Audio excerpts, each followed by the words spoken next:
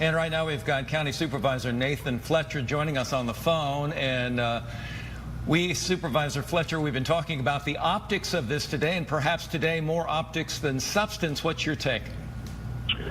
Well, I think that's true with the majority of the Trump presidency. Is it's more optics than substance. And I think if he wants to come to San Diego and tour something, he should go tour that asylum shelter that was just referenced. You know, there he will see these families who have fled violence and gone thousands of miles because they believe in the promise of America and what we stand for. And he'll also see county government, city government, state government, and nonprofits stepping up, quite frankly, to fill a void in the failure of their administration. For decades, the United States government was capable and adequately addressed the challenges of asylum seekers.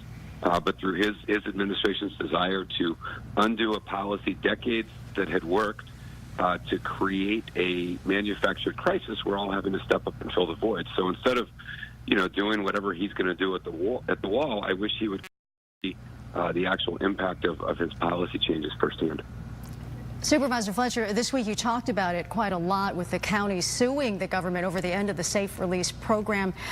What happens in the meantime when the county has to deal with the number of migrants who are seeking a safe haven? Well, the federal government's failure and Donald Trump's attempt to grandstand and create a crisis on this issue does not alleviate us of the obligation to do right by the people of San Diego. And so I actually think everyone in San Diego should be proud of their local government. So what happened is, in a bipartisan way, Washington, D.C. could learn a lot about how to get things done based on what we've done here in San Diego. Myself, a Democrat, Supervisor Greg Cox, a Republican, led an effort to get the county involved in providing a building. We went to the state and we got Governor Newsom, along with our legislative leaders, to put money in the budget to help fund the operations of this. And then we worked really closely with our nonprofit partners who are performing a heroic task. And we're ensuring public safety. We're ensuring these folks don't get added to the rolls of San Diego homelessness. We're ensuring public health. And we will continue to do that. We'll meet the humanitarian and moral obligation.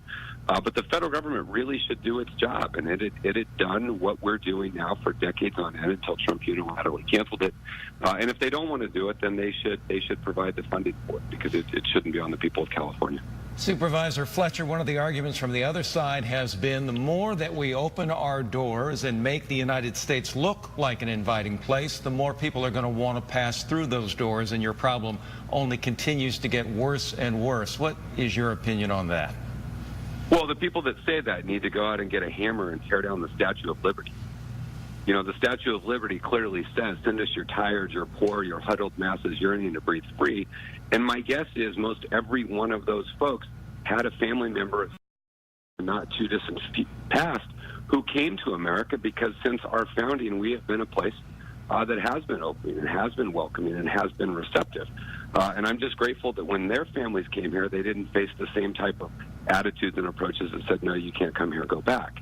But second to that is we have a rigorous and robust asylum process that assesses the validity of the asylum claim.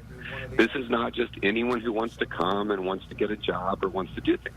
They have to have a legitimate and documented claim of asylum. And that process has never changed. And I'll just add for those folks that, what everyone says, whether you're a more progressive Democrat like myself or the most conservative Republican, they say if people would just follow the law, just follow the law, just follow immigration law, and every one of these individuals has followed the law. They've done exactly what federal immigration law does, and they all have a documented asylum claim. They have papers from the Trump immigration administration saying that they have the right to be in this country. And so, again, I think what we're talking about is inconsistent with the law, and I think it's inconsistent with the values that we hold as Americans.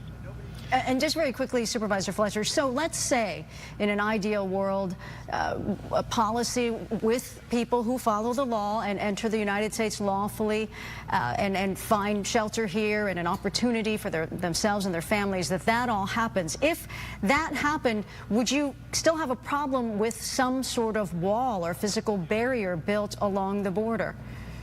No, we have a wall, and there's areas where it's appropriate to have.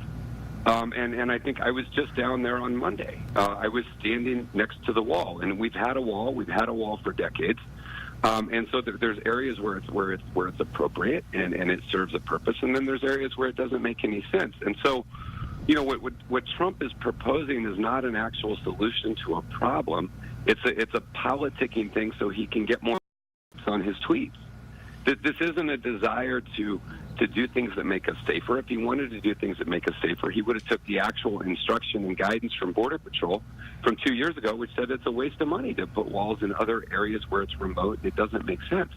If he wanted to actually make our system work, he would fund the immigration judges we need to more swiftly process the asylum claims so that folks are not here lingering for an extended period of time to assess if they have a valid claim to be here or not be here.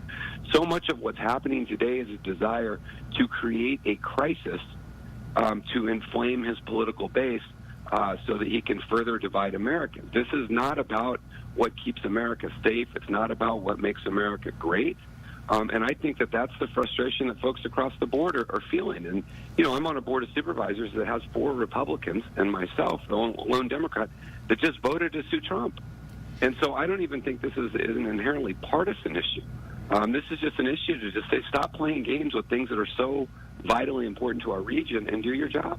Supervisor Fletcher, I want to thank you very much for sharing your insights with